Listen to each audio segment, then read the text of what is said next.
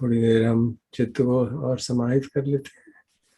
5-7 minute समाहित करके फिर 5-7 minute will just have a look at the body and see के क्या हम 4 महाभूतों का अनुभव कर पाते हैं, शरीर के वास्तविक स्वभाव की ओर ध्यान अनुभव में आता है क्या। Then we will have some discussion. हम लोग रूप खंड की चर्चा कर रहे हैं। मैं रूप क्या है वो समझा, रूप की उत्पत्ति कैसे है वो समझा,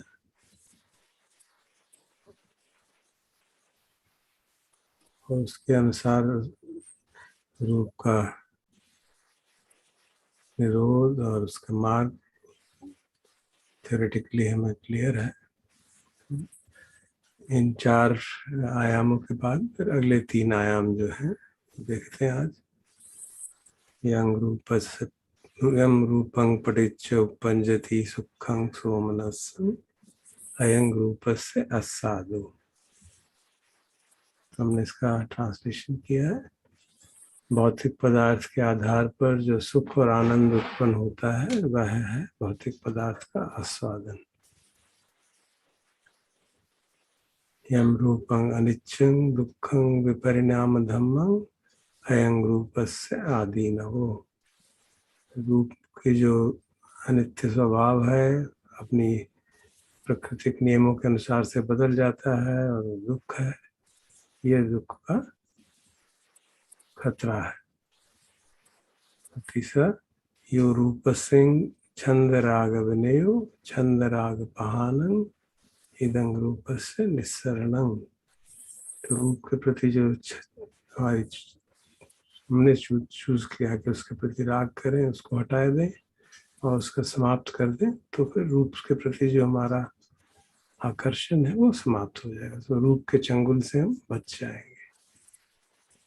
ये 3 आयाम और भगवान में कहते हैं समझने चाहिए। तो इसकी हमने चर्चा की क्या कुछ, और कैसे की, क्या समझे इससे?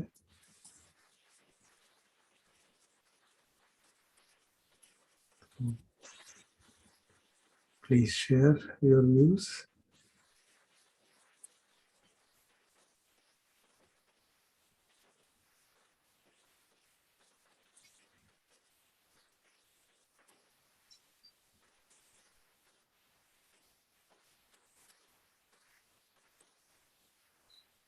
सर, मुझे ये तो ध्यान नहीं आ रहा कि हमने इस पे क्या चर्चा की थी, but just sharing something in the moment that materiality के प्रति जो हमारा रुझान होता है, चाहे वो ऑब्जेक्ट्स के प्रति हो, फिजिकल कंफर्ट्स के प्रति हो,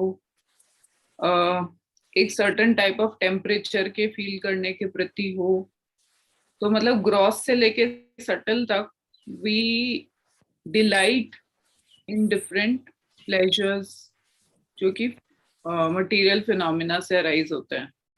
तो ये उसका आस्वादन है। गुड।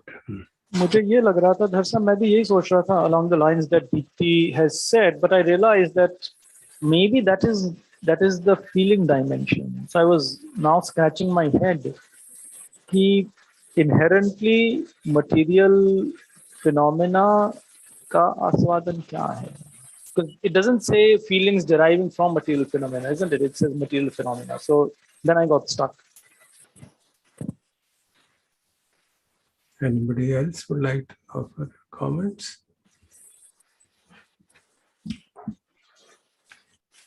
क्योंकि हम रूप के बाद अगला सत्र जो है वेदना का करेंगे, फिर संज्ञा का करेंगे, फिर संखार का करेंगे, फिर विज्ञान का करेंगे। उसको मद्देनजर रखते हुए let us try to understand. We are going into small details, but I hope you will appreciate the importance of that. सबका किसी को लगे कि यार क्या बागी खाल निकाले जा रहे हैं। हमने अपने सेशंस में कैसे इसको कुछ वीडियोस देखे थे, शायद आपको याद हो।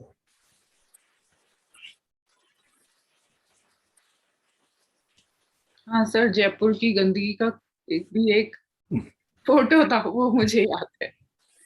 और इसी तरह बहुत सारे इमेजेस देखे थे। हाँ, तो उसको कुछ कुछ एक ऐसा भी था ना जो उसमें सुख जागा था। हाँ, सुख वाले भी थे। उसमें किस कारण से सुख जागा?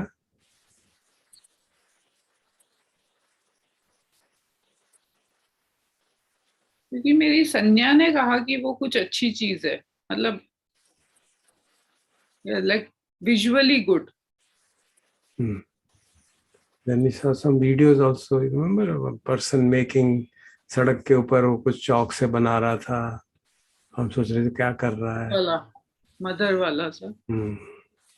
तो उसमें क्या रूप का मतलब क्या था वहां पे? He was remembering his mother, मतलब या उसकी माँ के प्रति जो एक अगेन परसेप्शन है, संज्ञा है और रिलेशनशिप है। तो while it was just a sketch, like एक लाइन ही तो थी। वो तो हमने संज्ञा के सेशन में किया था ना मेरे साथ टेक्निकली।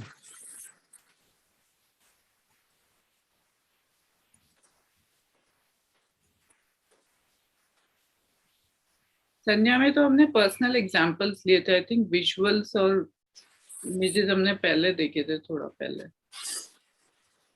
अब प्रश्न ये उठता है कि यहाँ पे रूप का हमने ट्रांसलेशन कर दिया भौतिक पदार्थ, और कई जगह ट्रांसलेट करते हैं फॉर्म, रूप ही लिखते हैं उसको हिंदी में, है ना? तो क्या ये अलग अलग है क्या?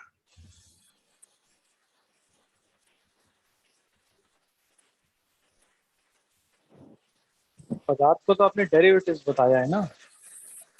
Yeah, everything is a derivative. All matter is a derivative of the four Mahabhutas.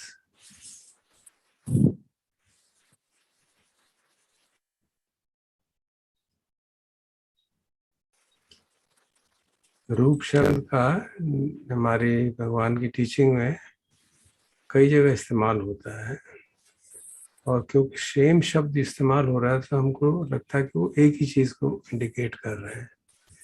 तो ये थोड़ी दिक्कत है, ऐसा नहीं है। रूप शब्द इस्तेमाल होता है खंड के रूप में, जैसे हम समझ रहे हैं रूप खंदा। फिर एक रूप आयतन भी होता है, चक्षुंत पटिच रूपे च उपजति चक्षु विज्ञानम, वहां पे और यहाँ पे। और एक विज्ञान पच्चय नाम रूप।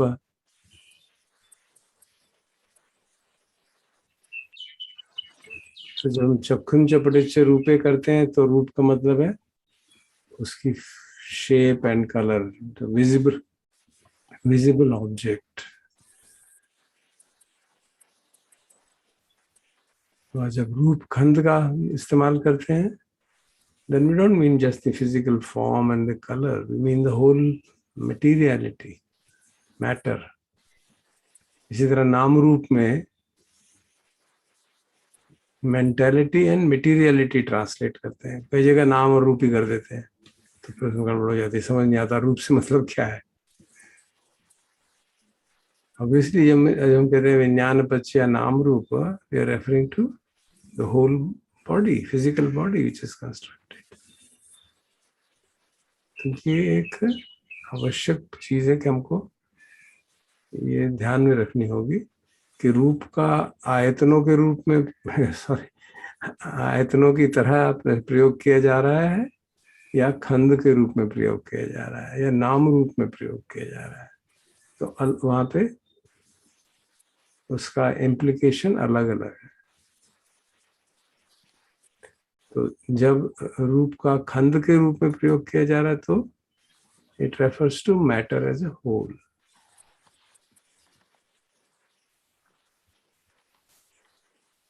तो यम रूपं पटिच्च उपज्जति सुखं सोमनसं, तो matter as a whole.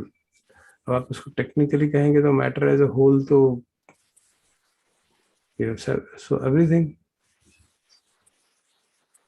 we see these 28 forms and then we see derived matter रूप, तो उसमें सारी चीजें आती हैं. तो हम उसमें सुख कैसे महसूस करते हैं? वेदना के माध्यम से तो करेंगे, और कैसे करेंगे?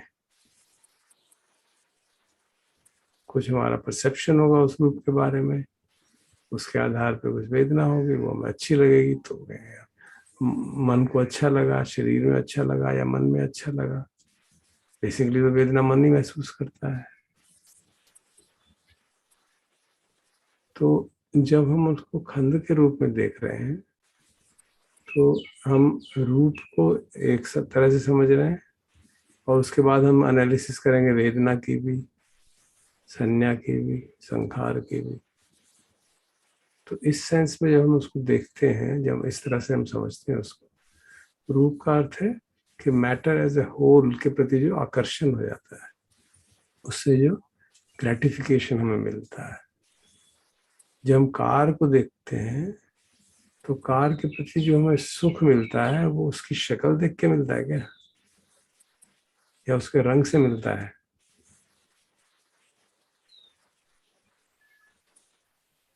या उसकी ओवरऑल फंक्शनैलिटी के कारण मिलता है? या जो हमारा उससे लाभ होने वाला, उससे जो सहूलियत मिलने वाली, जो कंफर्ट की बात हुई, ये हम अपने समझने के लिए, क्योंकि कोई भी सुखद अनुभव जो होगा वो होगा तो उसी माध्यम से. इसको हमको समझना पड़ेगा कि जब ये रूप के बात कर रहे हैं तो it means matter as a whole. उसके आधार पे, which can, for example, most evident form of it is the attachment to people. एक माँ का अटैचमेंट अपने बच्चे के प्रति उसकी शक्ल पे नहीं निर्धारित करता, उसके रंग पे, शक्ल पे नहीं निर्धारित करता. एक परसेप्शन है, ये मेरा है, and then biological factors and other factors.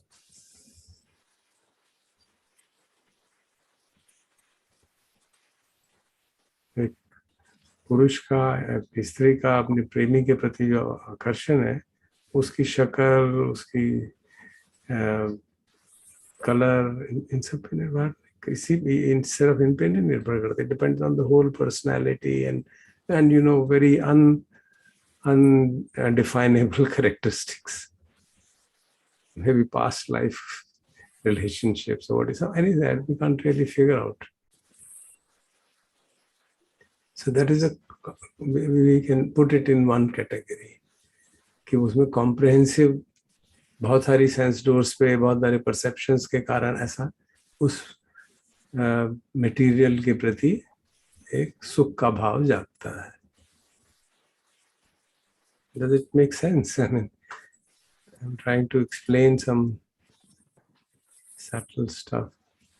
So it is feelings attributable to that material phenomena via उस material phenomena के जो भी अलग अलग aspects हैं, उसकी characteristics हैं, इस चीज का हमारी लाइफ में बड़ा प्रैक्टिकल इम्पैक्ट होता है.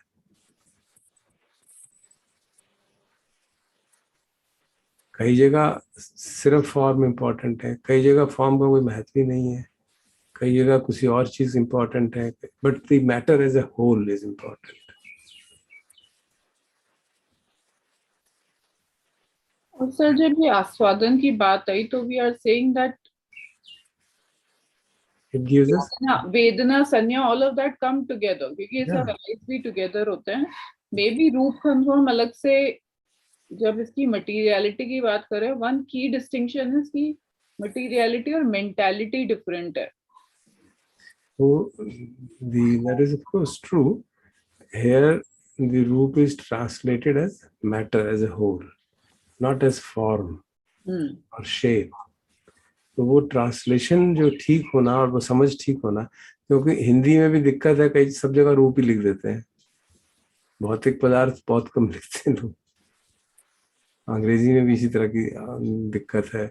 कुछ किताब पे same person would write it as materiality in some book and as form in another book. So we have to understand. I'm not trying to criticize because there's a limitation of language. और रूप शब्द का जब कल मैंने देखा था, कोशिश की ढूंढने की, तो there are different meaning, because भारतीय परंपरा में रूप शब्द हमेशा इस्तेमाल होता है, उसके इतने मीनिंग्स हैं। बुद्धिज्म में, हिंदू, सनातन धर्म में, जैनिज्म में different meanings are given in the same word रूप। तो हिंदी में तो बहुत पॉपुलर वर्ड है। हम किसी को कहते हैं तुम रूपवान हो, then you are referring to form. Normally रूप शब्द का उस सेंस में इस्तेमाल नहीं किया जाता। हम काया की बात करते हैं जगह, या शरीर की बात करते हैं, but in Pali that kind of kaya is used in a different context. It's used in the context of physical body also, but in terms of constant combination of things. तो सब शब्दों में दिक्कत है। हम जब रूप उपादान खंड की बात कर रहे हैं तो we have to understand it's referring to the matter as a whole.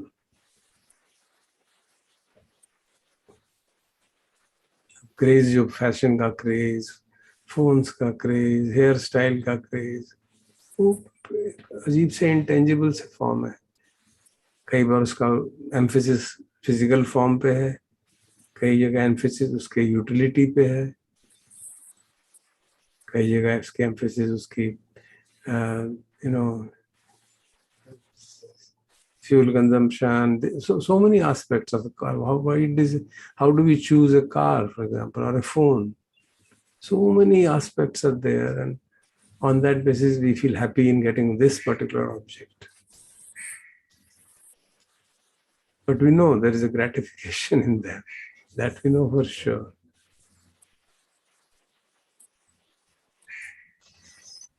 So we are saying कि जो मटेरियल वर्ल्ड है उसमें जो ग्रेटिफिकेशन है वो सिर्फ उसके शेप, कलर वगैरह पे नहीं है, which would have actually limited it to only to a beauty and ugliness aspect. But it is much beyond that. It is also about your relationship with it, your perceptions about it, past experiences, and so on. Yeah. So उसको matter and mind कह लीजिए, उस तरह से distinguish कर लीजिए। तो जो फिजिकलिटी है, इसलिए कई जगह ट्रांसलेशन उसका कॉर्पोरियलिटी किया कईयों ने। Various translation have been given. Matter किया, मटेरियल फिनोमिना किया, कॉर्पोरियलिटी किया। Prasad, where does money and wealth fit in here? Yeah, we have to see that. Obviously, that also is a matter, but as a kind of the gratification in wealth is arising because of our mental concept that this will help us in so many ways. It will help us in buying that. It will help us in our healthcare, and so many aspects of it are related. It's not the shape of the dollar or shape of the 10,000 rupee note. It is some value associated with it. That's what is a good example actually. There's some value associated with it. So we feel happy in having that. And then we are told it is anityang dukkhang viparinama dhammam. Matter will change. Its value will fall down, depreciate because of various reasons. और उसके प्रति अगर attachment है तो बहुत दुख होगा, उसका खतरा है उसके प्रति अटैचमेंट जो है। सो वी आर टोल्ड उस रूप के प्रति जो हमारा छंद और राग है, चॉइस है, उसको हटाने की कोशिश करना, अभ्यास करना और उसके राग को त्याग करना। ये फिर हम रूप के जो अधीन जो रूप के ऊपर जो उपादान है उससे मुक्त हो जाएंगे। क्योंकि बेसिकली तो रूप उपादान खंडो, जैसे अभी हमने चैंटिंग में सुना, रूपंगनिच्चं रूपंगनत्था, so those stuff is all incorporated in that small word. अनिच्चं दुखं विपरिणाम dhammam, तीनों बातें एक लक्षात्मक तरीके से हमारा ध्यान उस पर आकर्षित कर दिया गया।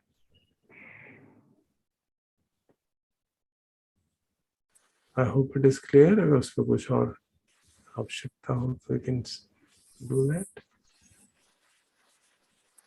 And we can see how much our life is governed by this gratification through matter as a whole. Of course, there are places where it is purely governed by form. So that will take care as an ayatan, as an object of eye.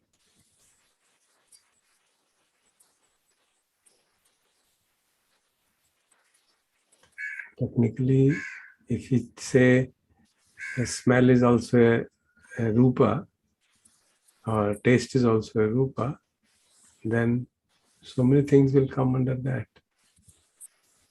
But there's something beyond that also. Perception is there. So उन सारे की जो एक तरह से combined influence है, उसको हम एक अलग तरह से समझ रहे हैं। मुझे इसमें दिक्कत इसको फीलिंग्स और परसेप्शन से सेपरेट करने में आ रही है, because it appears that the actual gratification is attributable to the. Yeah, that's true. That's true. The fact that those feelings are being categorized in accordance with the ayatanas, वो एक paradigm है 5 खंडों का।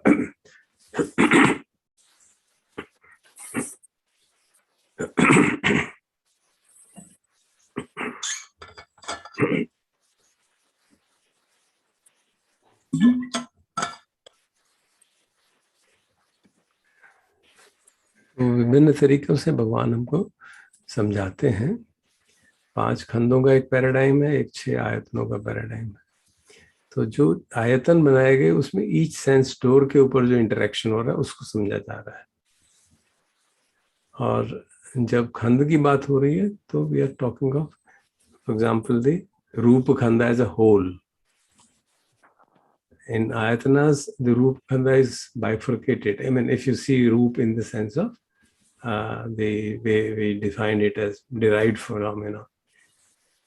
Chaturnaanang cha mahabhutanang, chaturnaanang upadaya rupanam, mahabhuta upadaya rupa. उस तरह से समझेंगे तो we can see that actually taste, smell, touch, they are also rupas.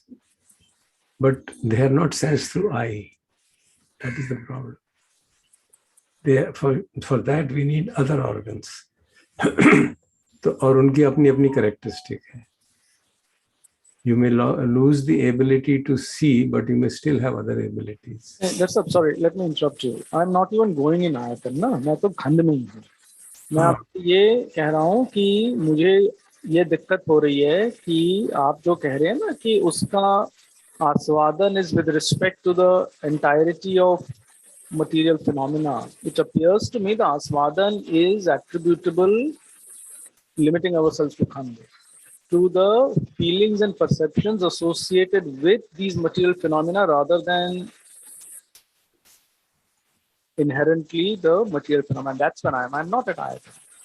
Yeah, that's what I'm trying to say, that it is a matter of presentation to emphasize the role of various senses in Vedana, Sanya, Sankhara and Vijnana. All of those are sense-based, one sense-based. Here, there is a comprehensive view of whole. That's the way I can understand, because there's no clear-cut and discussion on this issue anywhere. I've spent quite some time in trying to see that. This is the best we could get by रूप शब्द का अलग अलग जगह अलग अलग meaning है. That's pretty clear. So when you talk of it, Rupa as Khanda, it is aggregate of matter, matter as a whole, material phenomena as a whole. And of course, one could say that material phenomena ke alag-alag components hai. This is material phenomena, derived material phenomena called visible object. This is derived material phenomena called smell. This is taste. This is sound. This is touch. You could put it that way. But here, it's not just one factor which is contributing to the attachment. It's the combination of them. So you could say it is arising because of Vedana associated with all of them put together, and then it will give rise to attachment. There we are doing finer subdivisions when you go there in those ayatanas. Here we are doing it as a overall effect. That's the way I could understand it. We're not discussing the mechanism here. We're discussing the overall gratification which you get from an object. In contrast to gratification we get from thoughts, for example, or from specific aspects of objects.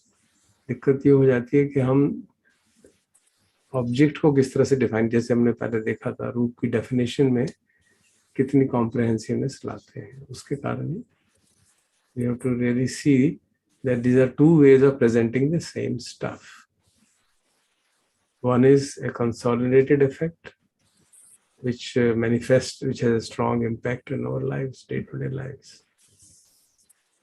That's the way I could really make it out.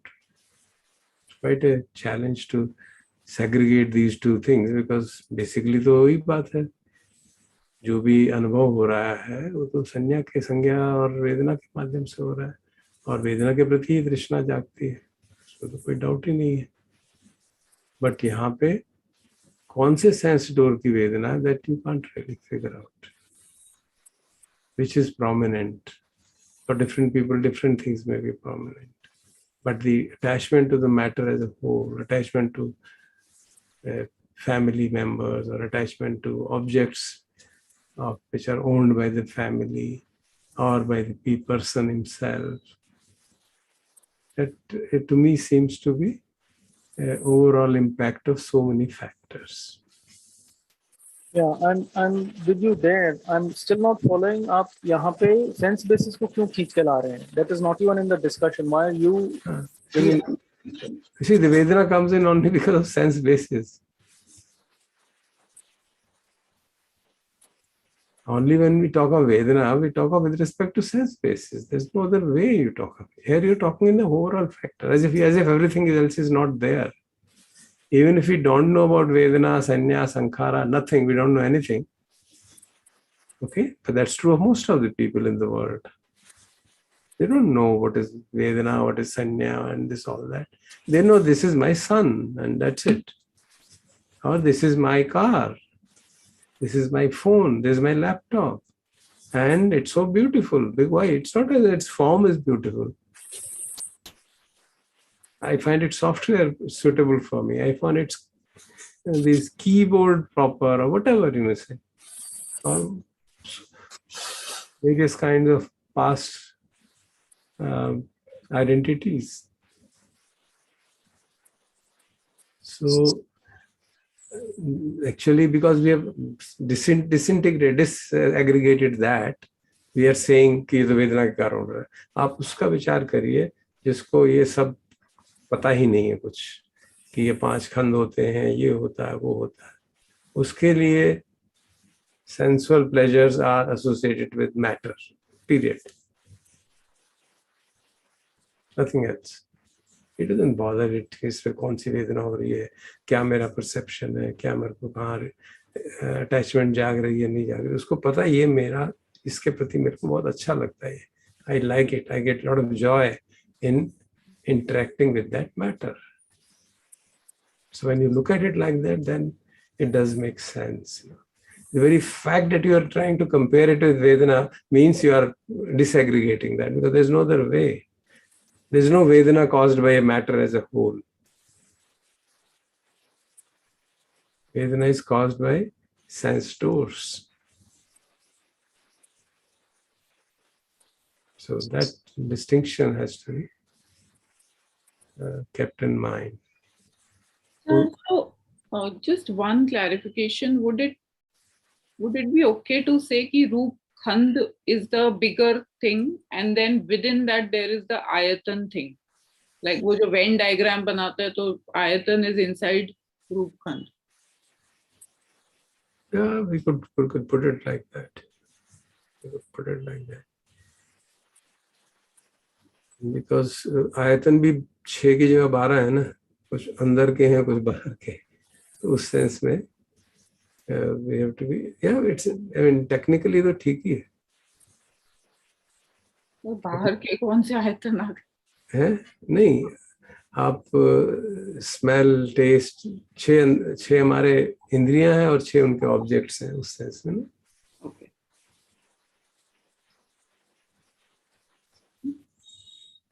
So we're just trying to see how to articulate it. Really, it's pretty difficult.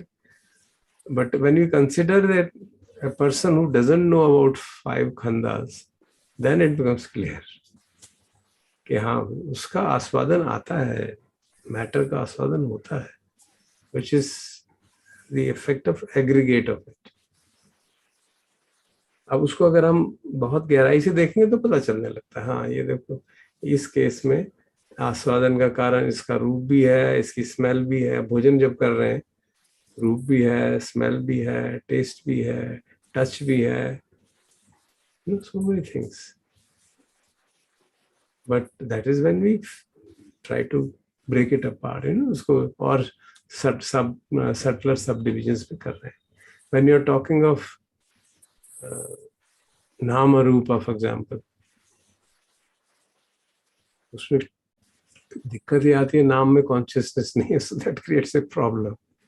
Normally उसको translate कर देते हैं materiality, mentality, matter and mind कर देते हैं, but नाम is not mind in totality because विज्ञान is outside it. There is a complication there, but we can see when it's translated as materiality and mentality, this is mental factors, a combination of mental factors, and this is combination of matter, just basically matter. Form as a सारा शरीर जो है, जब when the rebirth is taking place, it is referring to the formation of body, human body, or the living being in the womb, or whichever way it is being formed. ये थोड़ी सी complication है, तो इसको हमको, I mean, if you wish to really get in that detail of the terms. हाँ जी doctor साहब, आप कुछ कह रहे थे? तो अभी धम्म के अंदर जो 28 टाइप का जो बताया, उसमें पहली जो 18 वो जत है रूपनी, और बाकी जो 10 बची वो एजत रूपनी को नॉन कंक्रीट मैटर के रूप में भी ट्रांसलेट किया गया. हाँ, तो उसको तो छोड़ दीजिए, ये तो सब कॉन्क्रीट. उसके अंदर उसमें अंदर जो विकार रूप है उसके अंदर आस्वादन है, ऐसा मेरा मानना ठीक है? वो तो that is the physical visible form sense में. The issue is हम उसको और कॉम्प्लिकेट ना करें. उसके अंदर लघुता, मृदुता, नॉन कॉन्क्रीट को लेके, सुनिए मेरी बात, नॉन कॉन्क्रीट को लेके उसको और कॉम्प्लिकेट ना कर दे, पहले कॉन्क्रीट को समझ लें, उसमें ही बहुत दिक्कत है. क्योंकि कॉन्क्रीट में शब्द, गंध, रस सब कुछ आ रहा है ना. हाँ, सब कुछ है. विजिबल फॉर्म भी है, स्मेल भी है, टेस्ट भी है, टच भी है, तो उस सब को हम रूप भी कह सकते हैं बिल्कुल. लेकिन वो रूप के डिसइंटीग्रेटेड फॉर्म, डिसएग्रीगेटेड फॉर्म,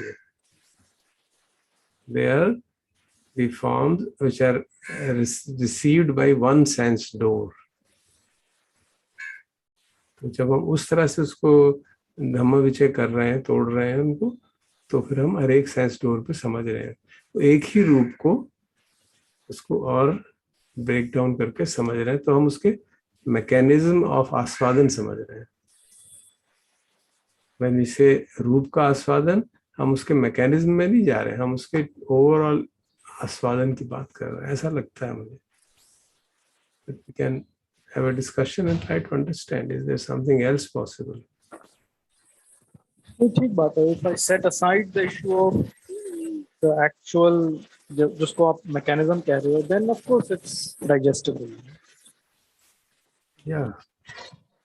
क्योंकि और कुछ इसका मुझे हेतु नहीं लगा. This I can't see. How can you put रूप खंड के प्रति and then call it with respect to Vedana separately? This is basically because we are not being very careful. And I mean, in the Suttas, Buddha is giving a teaching which is easily understandable. We're not talking of smell, taste, touch as Rupa and then trying to interpret in that manner. इस तरह का discussion सूत्र में तो आता ही नहीं है. It's straight. चक्षुंच पटिच्च रूपे, जिह्वा च पटिच्च रसे. So it's presumed, you know that, which is because it's within our experience. जब हम चक्षु से पटिच्च रूपे कह रहे हैं तो हम रूप जो मैटर है उसकी फॉर्म देख रहे हैं. जब हम घ्राणंच पटिच्च गंधे तो उसी रूप का स्मेल देख रहे हैं. So that is a way of understanding how that aswadan is arising. Is it arising because of color or shape or smell or taste or touch or a combination of all of them? So that in my understanding is a kind of mechanics of arising of aswadan.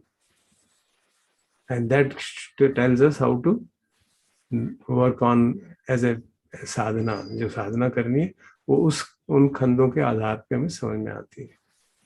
लेकिन जो gross हमारा gratification रूप के माध्यम से होता है वो इन सब का कॉम्बिनेशन होता है. And we are not actually disaggregating them in any way. ऐसा मुझे लगता है.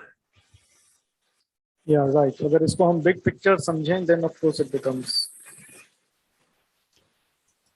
okay. Yeah. Any other doubt or question?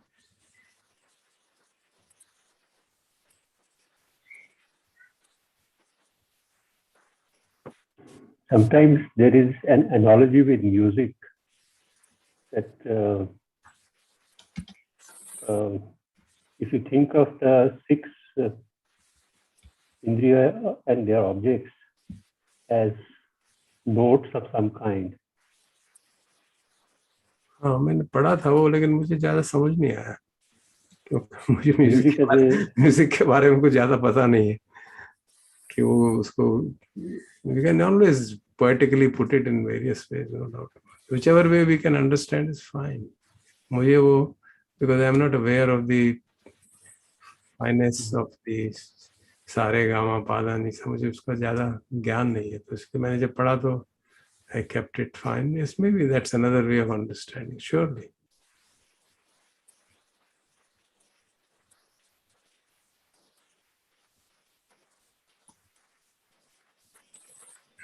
So when you see an orchestra, it is an overall impact.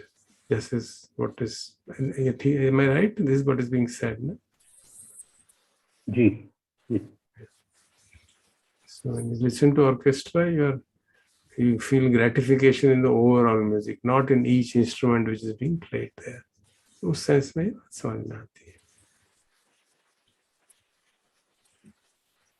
जब हम अपने जीवन को देखते हैं तो ये बात समझ में आती है कि we don't bother about कि इससे कौन सा सेंस डोर के कारण, that is what we are doing just to understand how to get out of it. क्योंकि अगर हमें इंडिविजुअली मालूम ही नहीं है, then we have a hazy picture कि this is because of that.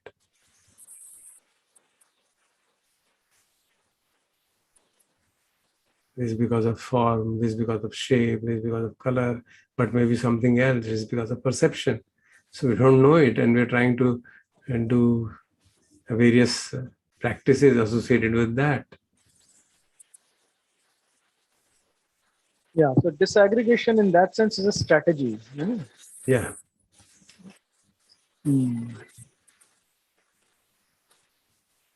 It's a method of understanding, going into details of the cause, where the gratification lies. Whatever general experience is gratification in matter, sensuality, sensual gratification.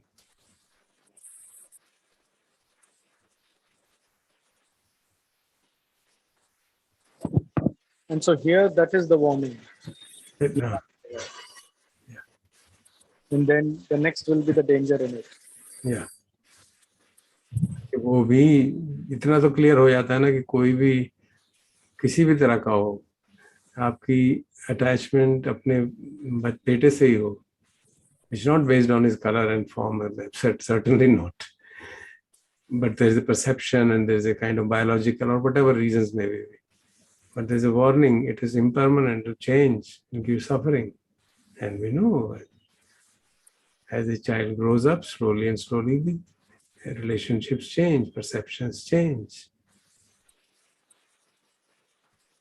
So any person who has lived long enough knows, yeah, this is what happens. Of course, with material object तो obvious ही है, phone भी खराब होगा, laptop भी खराब होगा, car भी जाएगी, उसके साथ अगर अटैचमेंट होगी तो बहुत परेशानी हो जाएगी. वहां पे उतना नहीं होता, but with being human being there's enormous identity with the form. जैसे ये आपका परसेप्शन है, कईयों का कार के प्रति ज्यादा होता है बेटे की तुलना में. Maybe I'm sorry. Yeah, that's true. Yeah, that's true.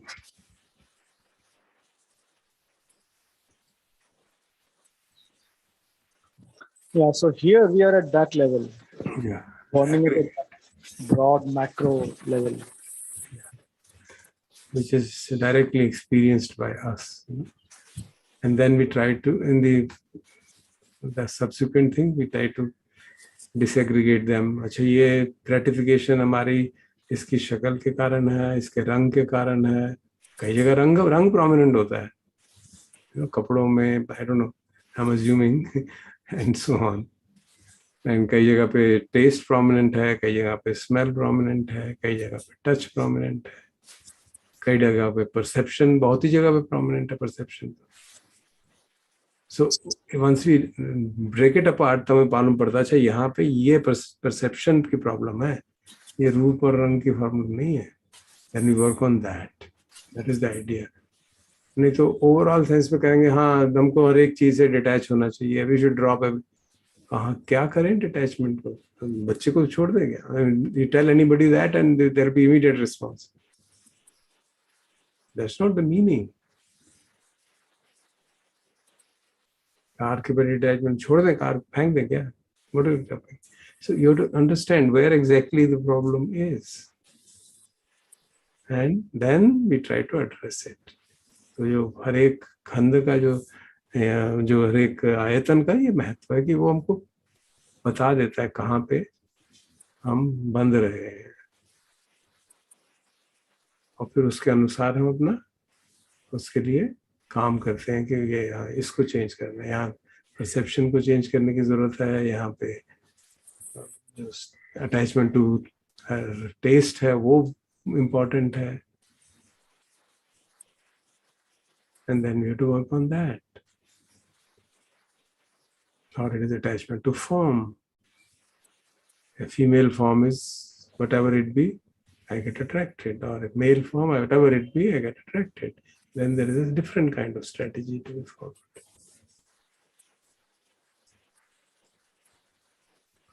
Good. I hope it must have made some sense. Sir, I wanted to just clarify one more thing. When you're saying about mind and matter as the whole, mind यहाँ पर not that consciousness, the relinking consciousness or at the time of birth.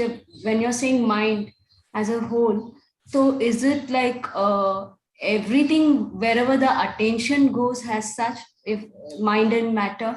So ये पूरा like all the arupino khanda and everything which comes into it,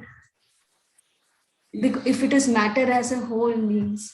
mind जो है ना वो बड़ा loose शब्द है, वो मैंने इसलिए यूज किया कि हमको क्लैरिटी हो जाए, डिस्टिंक्शन हो जाए. But mind is again another no, क्या कहना चाहिए, land mind for us if you don't be careful, because it is used in different sense. मानो is used in another sense. So what we are saying is any, हमारा जो medium of experience है उसको हम mind कह रहे हैं. So anything and everything, whatever we experience through matter, is that all over? The faculty of experience we call as mind. General. It's not a technical definition. Technically, we have Vedana, Sanya, Sankhara, Vijnana. They are the techniques. So, इन चारों के combination को आप mind कहना चाहें तो कह लीजिए. And नाम रूप यहाँ पर, that is another thing, right? Which is नाम की अलग definition है. okay. उसमें कुछ mental factors हैं, सारे नहीं हैं, और कुछ हैं और विज्ञान नहीं है, तो इसलिए वो it is not complete mind in that sense. Vijnan means not the 5 sensory bases you're talking about, right? Ji, Vijnan, when you're Vijnan नहीं है, you're नाम saying. की जो डेफिनेशन आप अगर पढ़ेंगे ना, तो नाम की डेफिनेशन में विज्ञान नहीं आता, क्योंकि विज्ञान पश्यो नाम रूप है. So that is not the 5 sense bases you're talking about, right? See, sense bases are eyes, they're a different thing, so kindly don't mix up them, तो अभी आप बोल रहे थे विज्ञान, you're talking about relating to that, right? 5 sense bases. Vijnana arises at each sense base, but it's not referring to the mind sense base. It is referring to a new emergent phenomena. Yeah, that is what I'm asking. It's an emergent phenomena on the basis of 6 sense bases. Okay. So mind also again can be divided into different cons according to the experience. No, not experience. It is a colloquial term which is better avoided. Okay. We should be, since we are wanting to be precise, we should avoid that. I used a colloquial term just to distinguish matter from everything else. That's all. So please don't use the word mind in a loose sense, because it has implications. If you want to call the 4 Arupina Khandas as a whole as mind, that's okay. That's as a matter of common language, you can say that.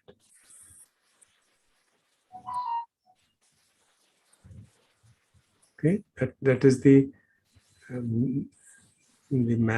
faculty which we have, living beings have, of experiencing the world. That's a pretty good description.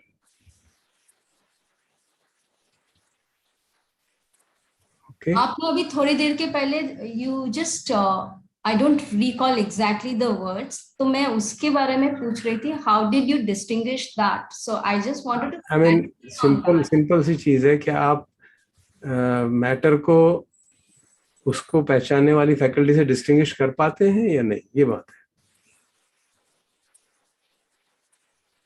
Look at your own experience. Can you distinguish between matter and the faculty to experience the matter? The faculty by which, जो हमारे में एक क्षमता है पदार्थ को, भौतिक पदार्थ को अनुभव करने. ये संसार क्या है? भौतिक पदार्थ है हमारे, उनको अनुभव करने की हमें क्षमता है, उसको मन कहते हैं. ऐसे एक सामान्य भाषा की बात कर रहे हैं. उसके भगवान ने सूक्ष्म उसके सब डिविजन्स किए ताकि हमको समझ में आया हम एक्सपीरियंस किसको कह रहे हैं, क्योंकि एक्सपीरियंस तो एक कोई ऑमनीबस टर्म है ना. वो कहते हैं एक्सपीरियंस में ये सब चीजें आती हैं. Okay. ठीक है.